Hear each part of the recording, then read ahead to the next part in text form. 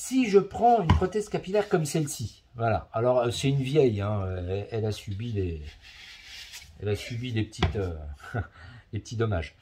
C'est une prothèse capillaire classique, hein. Alors c'est une déclassée, mais une déclassée ou une classe 1 ou voire une classe 2, quand c'est de la fibre, c'est toujours la même fibre, hein, je vous rappelle. Hein. D'accord?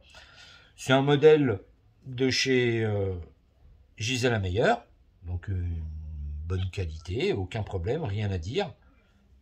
Sauf que celle-ci, elle est déclassée, quoique il y a une petite partie faite à la main, mais après tout le reste, et même la partie frontale, il n'y en a pas. Il n'y a pas de lace frontale. Mais au niveau de la fibre, c'est voilà. Là-dessus, on a quelque chose de lisse. Au départ, c'était une prothèse capillaire qui était lisse.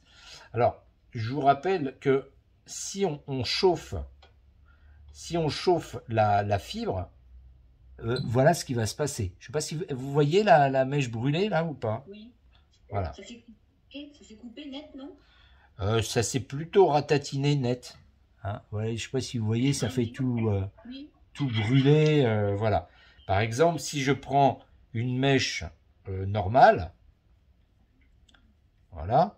Bon, j'évite de trop le faire parce qu'après ça me fait des dépôts sur mon.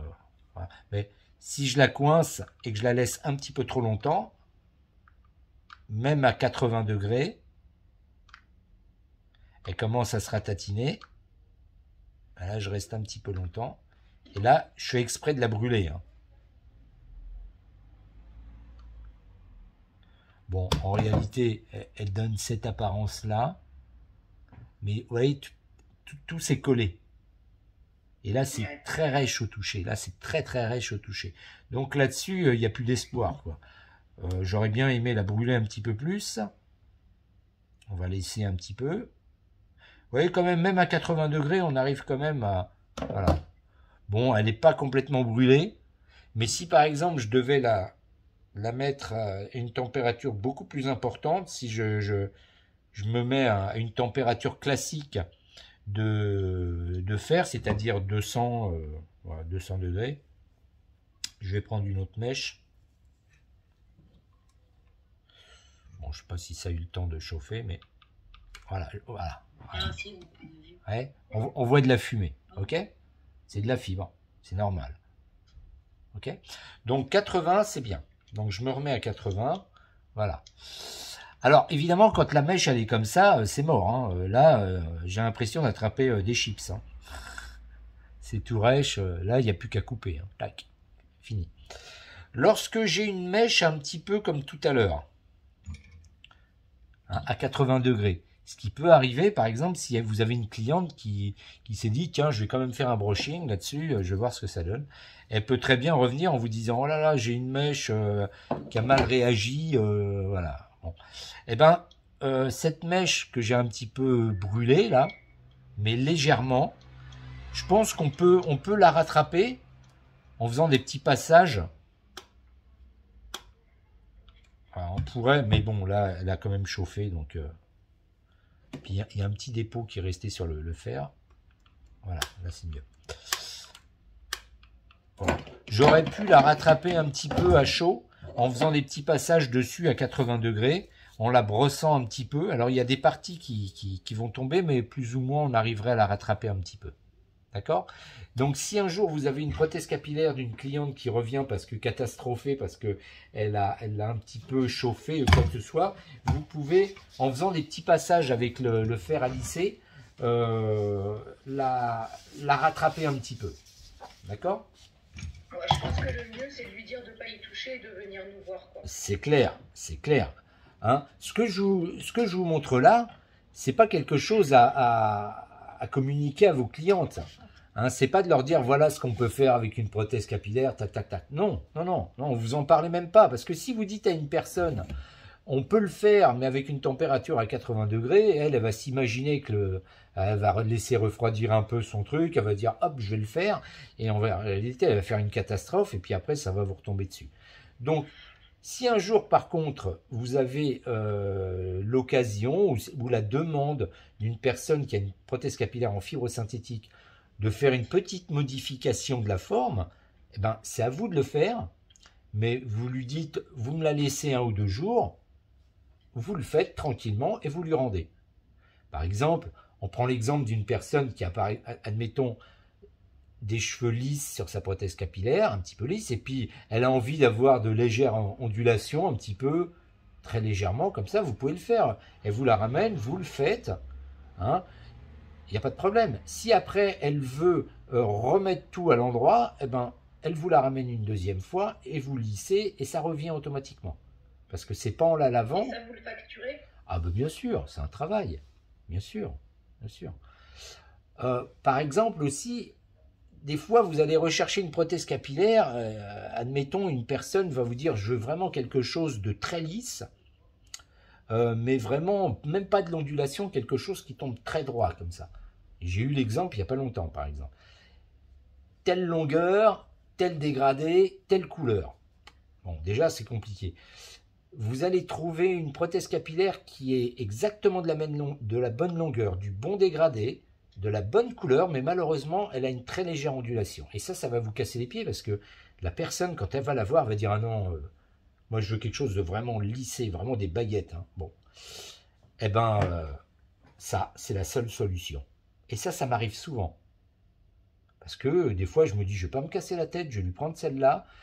Tac, hop, je lisse. J'en ai pourquoi 15 minutes à faire tout ça. Alors, je ne lui montre pas que j'ai fait ça. Hein.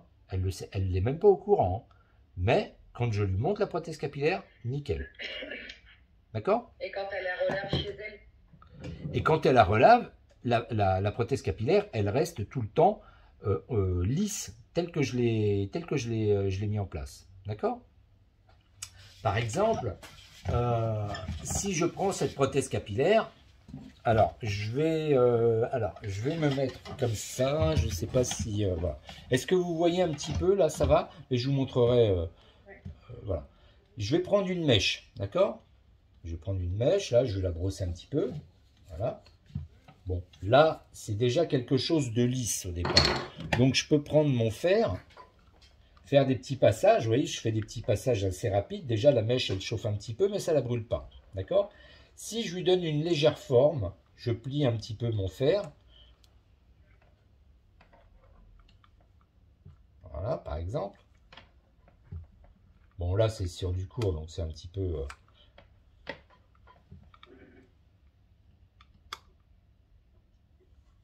Si je lui donne une légère forme, je ne sais pas si c'est très visible, j'aurais dû prendre quelque chose un petit peu plus long, ça aurait été plus...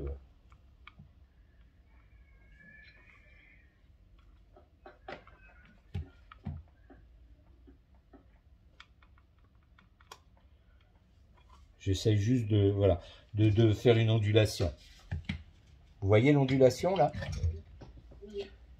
Voilà, j'ai juste essayé de faire une ondulation. D'accord? Cette ondulation, elle va tout le temps rester comme ça. Si je brosse la prothèse capillaire, ça va peut-être l'effacer un petit peu, mais si je la secoue, elle va reprendre un petit peu cette forme un petit peu surélevée. Elle va se détacher du reste. D'accord? Par exemple, d'autres fois, j'avais un petit peu ondulé des parties là, qui sont un petit peu plus visibles. Vous voyez? Cette mèche, je l'avais déjà ondulée avec un fer. Si je la brosse, elle va se fondre, mais si je la secoue, elle va reprendre sa place, elle va reprendre cette forme d'ondulation, ce qui va se voir un petit peu, d'accord? On voit qu'elle revient comme ça, d'accord? Mais si je la lisse à nouveau avec le fer, eh bien, elle va être toute lisse.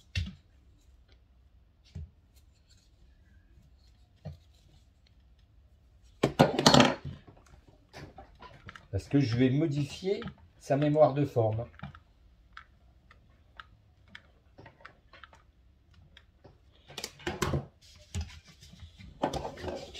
Voilà, je modifie sa mémoire de forme. Alors, ce que je vais faire, je vais même vous montrer ça. On va faire le contraire. Je vais aller chercher une autre prothèse capillaire à côté et ça va être quelque chose d'ondulé. Vous allez voir que je vais la défriser complètement et ça va être plus parlant. D'accord? Parce que là, j'ai choisi un modèle mais qui est trop court et on ne voit pas trop la différence. D'accord? Je reviens tout de suite.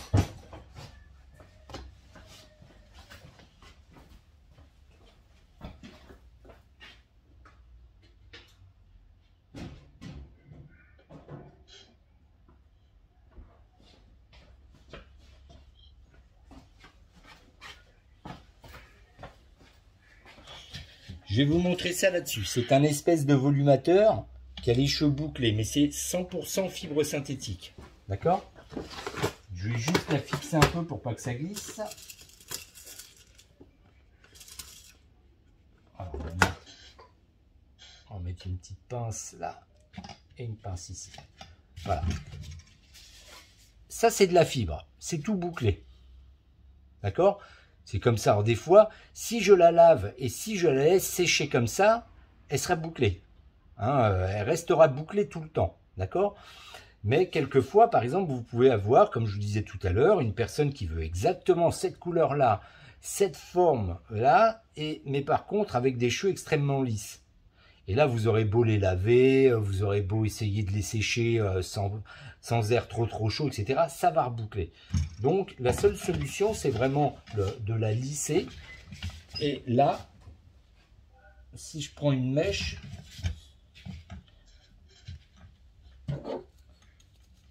hop, si je prends une mèche au hasard, un petit peu comme ça,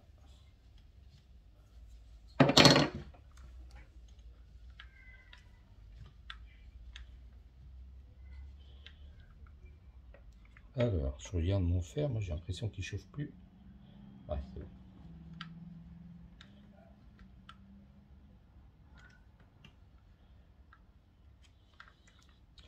Alors, attendez. Hop.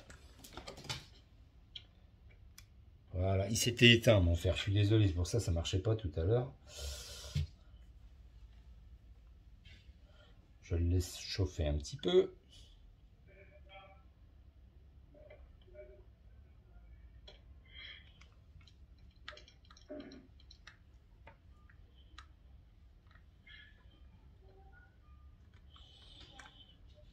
Hop.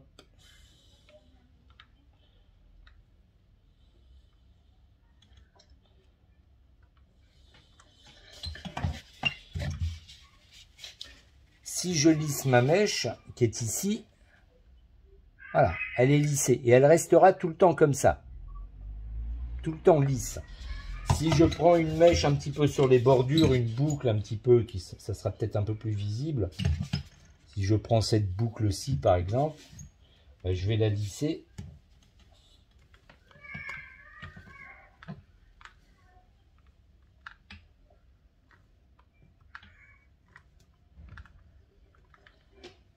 Et j'arriverai à avoir quelque chose de lisse, légèrement ondulé ou même tout à plat si vraiment j'insiste un petit peu plus. Hein.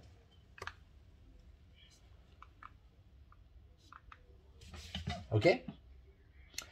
Alors, logiquement, quand on fait ça sur un cheveu humain, ah ben, on aura exactement le même résultat sur un cheveu humain. Si on a un cheveu qui boucle et que l'on passe un coup de fer à lisser, ça va donner le même résultat. On est bien d'accord. Mais si on mouille la mèche, qu'est-ce qui va se passer? Elle va reboucler. On est bien d'accord. Un cheveu humain, quand il frise naturellement, ou même si vous faites un brushing, un cheveu frisé normal humain, si vous faites un brushing ou un coup de fer à lisser, il va se raidir, mais si vous le mouillez, il va reboucler, c'est normal. Alors que là, ça ne va pas du tout reboucler. Je vais chercher un vapeau avec de l'eau.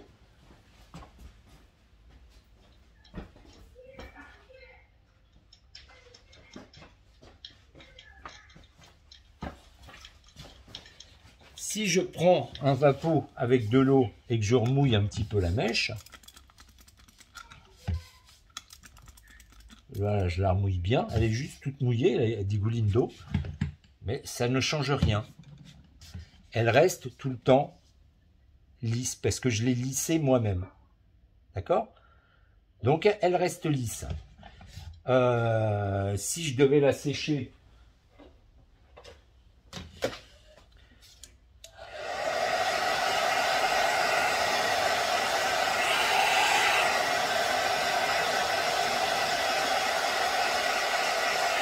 j'utilise de l'air tiède hein, quand même. Hein.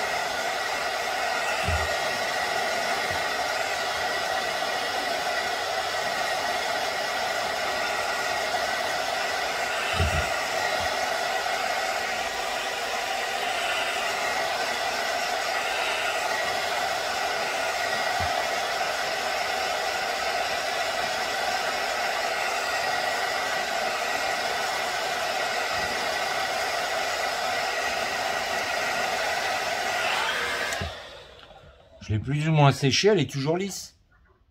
D'accord? Donc si je veux la reboucler, eh ben, il n'y a que le fer qui va pouvoir la lisser. Alors, je ne pourrais pas la boucler comme les autres avec ça, hein, c'est évident, il faudrait que je prenne un fer à lisser. Mais si par exemple, j'essaye de lui faire une petite ondulation avec ça, bon, même si j'ai fait que ça, mais c'est pas grave, ça vous prouve qu'il n'y a que ça qui va pouvoir, il n'y a que la température qui va pouvoir lui donner une autre forme.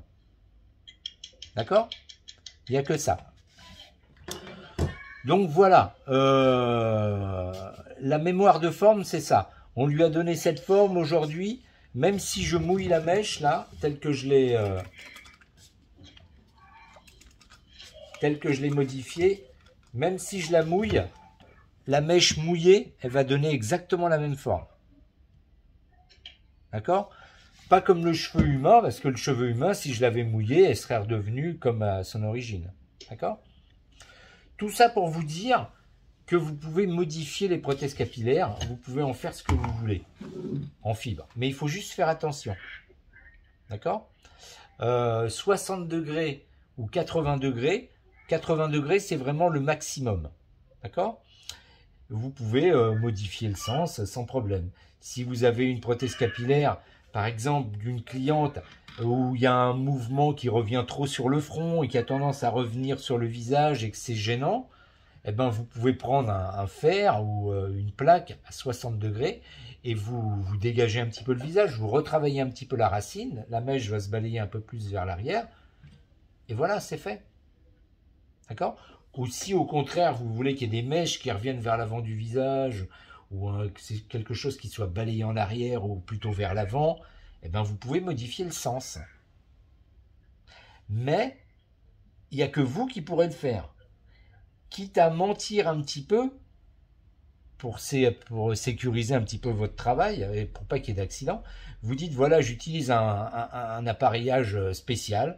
Vous n'avez même pas à mentionner la température, comme ça au moins il n'y aura pas de mystère, mais pour qu'il n'y ait que vous qui puissiez faire ça. Parce que sinon, si la personne se dit bah, je vais le faire moi aussi, elle va faire un beau massacre et puis bah, après ça sera embêtant. D'accord? Est-ce que vous aviez des questions là-dessus sur le... Moi, je ne savais même pas que c'était possible. Vraiment, j'aurais jamais imaginé que ce soit possible. Oui, bien de sûr. modifier. Oui, tout à fait, on peut modifier sans problème. Mais ne tentez pas le coup avec un fer qui ait une température normale. Il faut vraiment 80 degrés minimum. Enfin, maximum, pardon. Maximum. D'accord? 60, c'est bien. C'est peut-être un petit peu pas assez. Vous avez vu, même là, à 80 degrés, j'ai insisté quand même. D'accord? Donc 80 degrés, c'est très bien. Vous allez pouvoir tout modifier. Faire de la boucle avec un fer à lisser avec une plaque chauffante, vous allez pouvoir tout faire. D'accord? Mais il n'y a que vous qui pourrez le faire. Hein? Voilà. Ça, à la limite, ça peut être un bon argument de vente. Si vous avez une prothèse capillaire à vendre, vous pouvez lui dire, voilà, si un jour vous avez envie que je modifie un petit...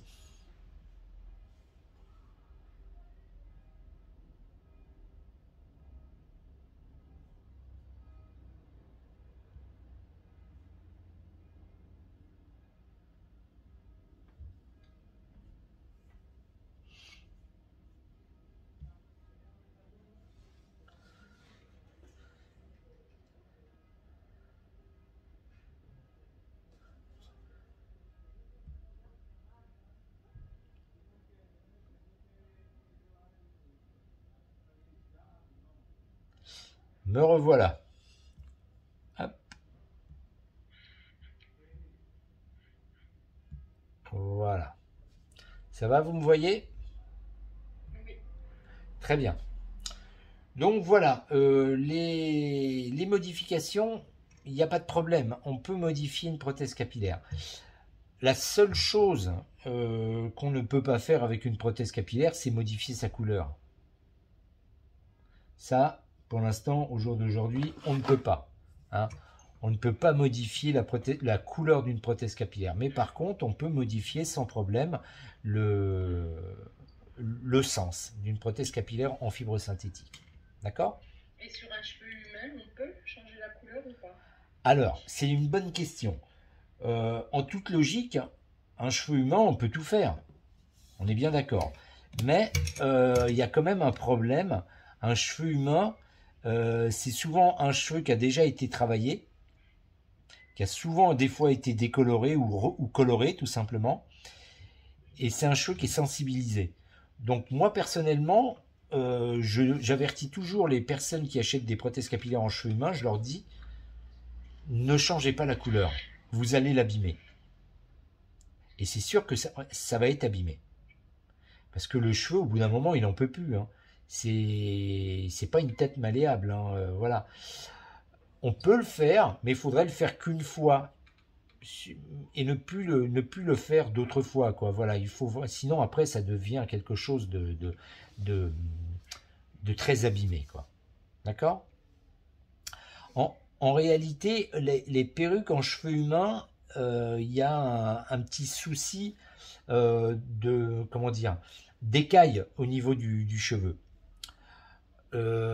Est-ce que vous voyez à peu près comment est implanté un cheveu? Je vous en ai déjà parlé, quand il est noué par exemple, ou même quand ce sont des tresses, des trames de cheveux comme vous avez par exemple, sur ça par exemple, ce sont des trames de cheveux, d'accord? Quand on fabrique une trame de cheveux, on va prendre un cheveu, admettons long comme ça, on va le plier en deux sur 3 fils. On va le faire des passages comme ça sur 3 fils et on va pousser, un peu comme quand on fait un tapis. Pareil, et clac, on pousse, etc. Et le tout va former une trame de cheveux. D'accord? Et quand on implante à la main, bah ça je peux vous montrer parce que par exemple, sur des travaux voilà, ça c'est sur un petit travail par exemple pour une personne qui a une alopécie. Quand je noue du cheveu à la main, par exemple, eh bien, il est noué sur une trame. Et le cheveu, il est plié en deux. Et avec un crochet, je prends 2-3 cheveux, je crochette sur la trame et il est noué sur la trame. Mais en réalité, je vais prendre un cheveu, par exemple, de 40 cm et je vais le plier en deux. Et là où il est plié, avec un crochet, c'est là que je vais faire le nœud sur la trame. Alors, ce qui se passe dans les deux cas, de quelque chose qui est fait à la main ou de quelque chose qui est posé sur une trame de cheveux, c'est que le cheveu est plié en deux. D'accord? Alors, comme vous l'avez appris à l'école, le cheveu, ça a des écailles. Les écailles, elles sont toujours dans le même sens. C'est-à-dire, elles partent de la racine et elles se dirigent vers les pointes. Ça forme des écailles comme ça. D'accord? Quand le cheveu est trop sec, les écailles, elles s'ouvrent. Et c'est là que le cheveu a tendance à s'emmêler. On est bien d'accord. Quand on fait un soin où il y a quelque chose qui est légèrement acide, les écailles elles vont se refermer et là le cheveu va être lisse. On est bien d'accord. Ça c'est sur un cheveu qui est implanté sur un crâne, nos cheveux à nous par exemple.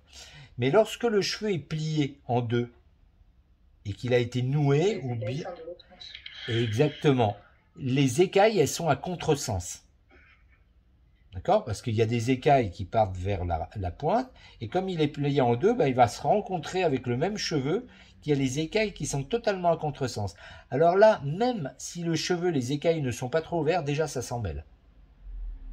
Alors imaginez un cheveu qu'on a coloré, recoloré, avec lequel on n'utilise pas le shampoing qu'il faut, etc., et qu'on ne fait pas de soins, ça devient un nœud carrément, tellement ça s'emmêle les uns dans les autres. Donc c'est la grande problématique du cheveu humain et des perruques en cheveux humains.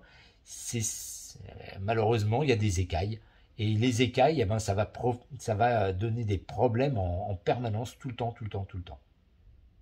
D'accord? Elle s'en mêle énormément, du coup, c'est un cheveu humain. Alors, si elle a un cheveu humain ou si la personne a tendance à avoir fait ne serait-ce qu'une seule fois de la coloration déjà, malgré tous les soins qu'elle va faire, elle aura du mal à retrouver ce côté très lisse qu'il y a au départ. D'accord? Si elle ne fait rien... Elle s'en mêle pas quand même. Non, départ, quand elle la reçoit neuve. non, non, c'est impeccable. Quand elle la reçoit neuve, c'est impeccable. Mais par contre, si elle veut garder ce côté très soyeux, etc., il faut qu'elle évite déjà de la laver trop souvent. D'accord? Ouais, c'est comme ça, malheureusement. Et ensuite, il va falloir vraiment qu'elle utilise vraiment des shampoings qui sont ultra nourrissants et des soins qui sont ultra nourrissants eux aussi. C'est plus d'entretien, quoi. Énormément. Et ça coûte plus cher aussi, hein, parce que là, il va falloir utiliser Mm. du bon produit, quoi. Mm. Tout ça à cause des écailles. Par exemple, les Asiatiques, quand ils fabriquent des prothèses capillaires, ils vont pas se casser la tête, eux, hein. Ils vont prendre un cheveu, on va vouloir telle couleur. Si c'est trop sombre, ils vont décolorer et ils vont recolorer pour avoir la bonne couleur. Voilà, si c'est trop clair, ils vont foncer, etc. Donc, quand vous allez recevoir une perruque en cheveux humains, déjà la première problématique, ça va être qu'elle va sûrement perdre un petit peu de sa couleur. Pourquoi? Parce qu'elle a été colorée. Donc elle ne va pas garder sa couleur très longtemps. Ensuite, la deuxième problématique, c'est que comme elle a déjà été recolorée, si on ne l'entretient pas comme il faut, eh bien elle va devenir très sèche. D'accord? Eux, les Asiatiques, ce qu'ils font quand ils fabriquent des perruques et qu'ils les maltraitent un petit peu à coup de décoloration, à coup de coloration, ils ont un truc nickel, qui est super, que moi personnellement, j'ai pas encore réussi à reproduire, mais je désespère pas de trouver le truc parce que c'est à chaque fois des secrets, hein, on ne sait jamais comment ils font. Eh bien, ils vont prendre un cheveu qui est très abîmé, d'accord? Ils vont le tremper dans un bain d'acide, avec un acide qui est pas trop fort quand même, hein, un bain d'acide. Au contact de l'acide, les écailles vont se refermer. Elles se sont refermées, super. Ensuite, deuxième chose, ils vont prendre le cheveu qui sort d'un bain d'acide, ils vont le rincer légèrement, ils vont le tremper dans un bain de silicone, un silicone liquide qui va enrober toute la fibre capillaire. Et là, quand vous allez recevoir la prothèse capillaire, ça va être de la soie. C'est génial, hein. Alors là, ça va être super beau. Le problème, c'est que lorsque vous allez faire quelques shampoings, ce silicone, il va commencer à partir. Il va partir. Et au bout d'un moment, le cheveu il va redevenir rêche. D'accord? Lorsque vous allez faire, par exemple, un brushing, vous allez vous dire c'est du cheveu humain, je fais un brushing, pas de problème. Donc, ok. Généralement, si la température elle est basse, ça peut aller. Si la température elle commence un peu à être élevée, ça va commencer à fumer. Alors, Rien qu'avec de l'eau? rien qu'avec le brushing. C'est le silicone qui va commencer à partir. Il va fumer le silicone. D'ailleurs, quand vous travaillez des fois avec des clientes, probablement, à qui vous avez fait des soins vraiment très nourrissants, et ben des fois ça fume. Bon, c'est pas bien grave. Mais là, il va se passer la même chose avec le silicone. C'est-à-dire que toute la protection du cheveu, eh bien, elle va partir. Et là, vous allez vous retrouver avec un cheveu rêche. Et vu qu'on ne sait pas encore comment ils font pour tremper dans un bain de silicone, etc., eh ben, on n'arrivera jamais avec une prothèse capillaire à retrouver ce côté soyeux et qu'on avait au départ. D'accord? Ça, c'est la grosse problématique du cheveu humain. Pour pas trop vous casser les pieds avec ça, j'espère que ça... Voilà. Quand je suis parti dans ma lancée... Voilà, après, je vous libère, hein, vous inquiétez pas. Mais la deuxième problématique qui se passe aussi avec le cheveu humain et les perruques en cheveux humains, c'est que les Asiatiques, ils vont pas hésiter à mélanger de la fibre synthétique et du cheveu humain. Parce que ça revient moins cher. Alors rien à voir avec les duo fibers, 60% de cheveux synthétiques, 40% de cheveux humains. Rien à voir avec ça. C'est-à-dire qu'ils vont prendre du cheveu, qu'ils vont nouer pour faire une perruque en cheveux humains ou des trames.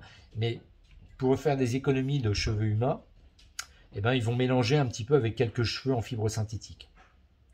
Donc, ce qui fait qu'au final, on va avoir une perruque en cheveux humains avec au moins 20% de cheveux synthétiques. Ça, c'est sûr et certain. Alors, évidemment, il y a des fabricants qui vont pas faire ça, mais il y a beaucoup de fabricants qui le font. D'accord? Moi-même, quand je commande du cheveu pour fabriquer des prothèses capillaires en Asie, parce que malheureusement, il n'y a pratiquement que là où on peut vraiment commander du cheveu, et que je reçois le cheveu, je travaille avec des loupes. Quand je fabrique des pièces comme ça, par exemple, ou des perruques complètes, eh bien, je vais travailler avec des loupes, d'accord? Et quand je travaille avec des loupes et avec mon crochet où j'attrape 3, 4 cheveux par 3, 4 cheveux, eh bien, d'un seul coup, je vais voir un cheveu qui va briller un maximum. C'est un cheveu synthétique. Donc, je le retire.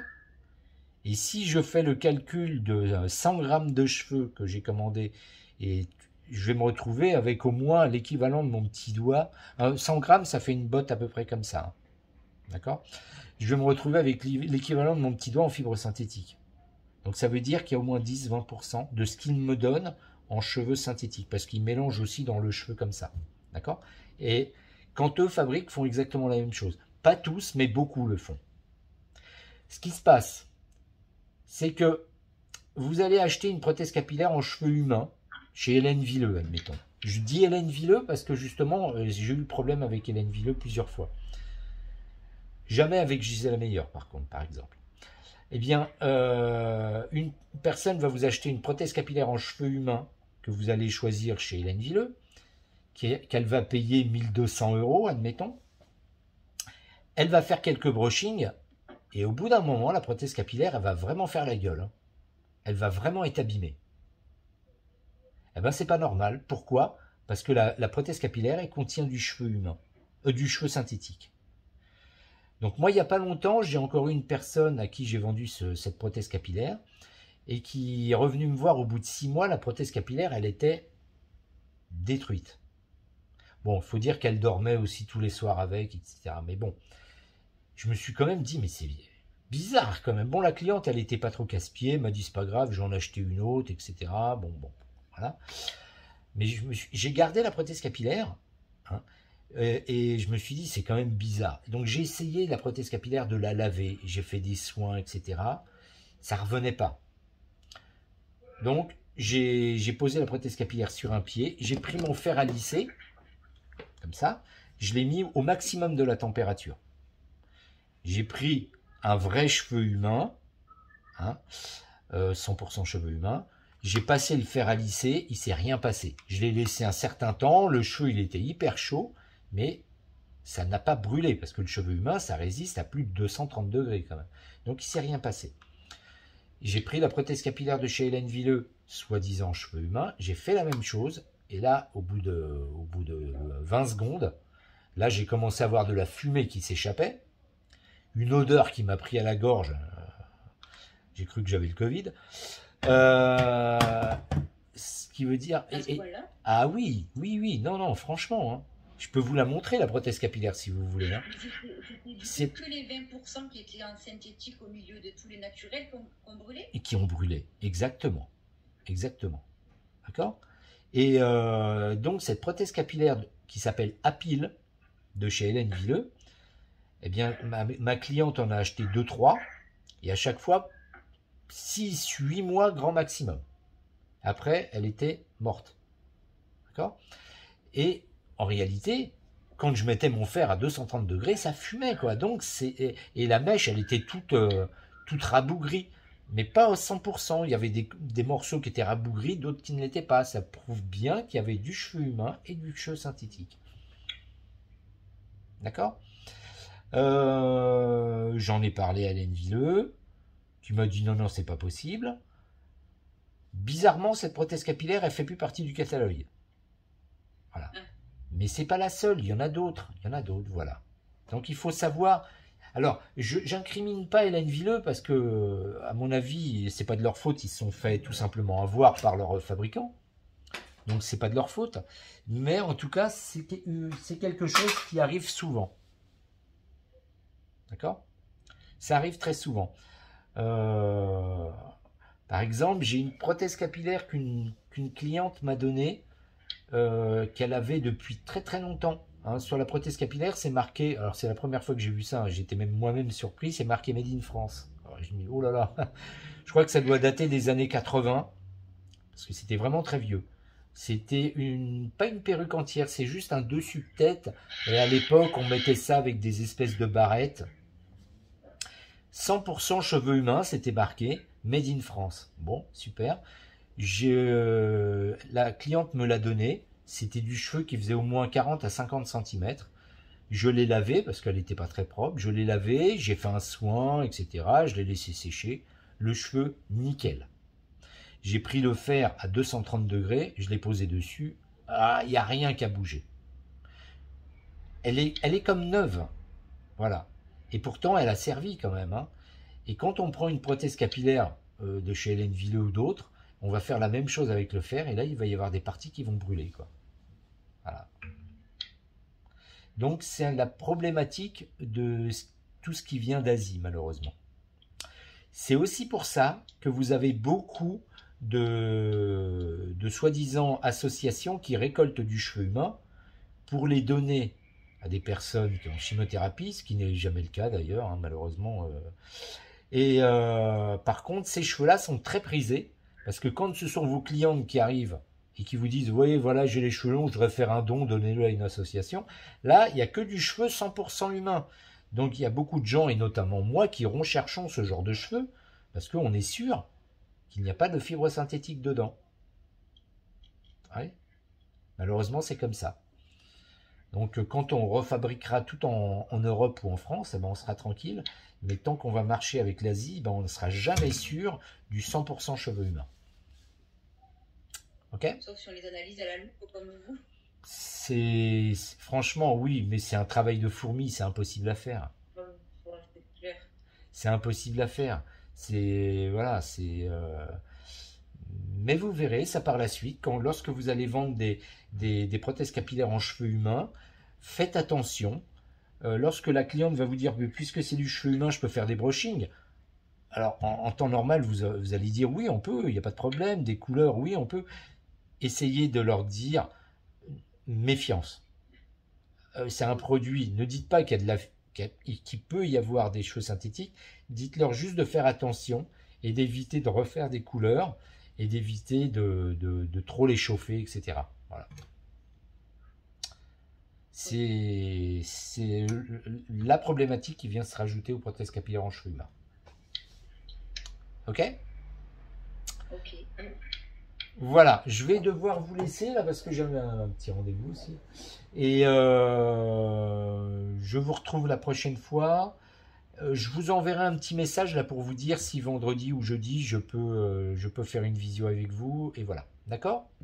Ok. J'espère que c'était intéressant, que j'ai pas été trop bavard. Non, ça marche. Par contre, la prochaine visio, ça serait bien de voir, parce qu'on n'a pas vu la dernière fois, pour les raccourcir. Raccourcir les prothèses capillaires ? Ouais.